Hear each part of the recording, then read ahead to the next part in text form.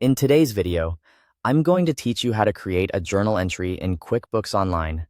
To get started, sign into your QuickBooks Online account.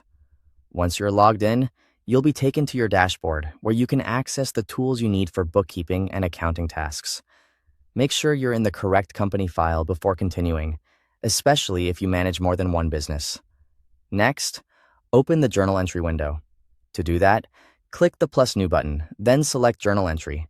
This will open the form where you can manually record transactions that may not come from regular sales, expenses, or bank activity. Journal entries are often used for adjustments, corrections, or entries provided by an accountant, so it's important to enter the details carefully. Now, enter the date for the journal entry. Choose the correct journal entry date based on when the transaction should be recorded in your books. This matters because the date affects your financial reports and account balances for that period. After that, select an account for the first line of the entry. This is the first account that will be affected by the transaction. Once you choose the account, enter the amount in either the debit or credit column, depending on the type of adjustment you're making. Be sure to place the amount in only one of those columns for that line. A quick tip here is to slow down and double-check whether the account should be increased or decreased before entering the amount. On the next line, add the offset account. This is the corresponding account that completes the journal entry.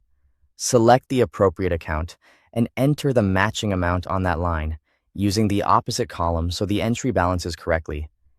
In other words, if the first line was a debit, this line will usually be a credit and vice versa. If needed, you can add a description for the entry. This part is optional, but it's very helpful for keeping clear records.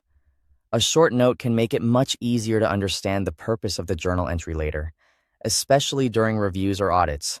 Before saving, verify the entry carefully. Check that the total debits equal the total credits. This is one of the most important parts of creating a journal entry, because QuickBooks requires the entry to balance before it can be saved. Finally, save the journal entry by clicking Save or choose Save and New if you want to enter another one right away. Thanks for watching.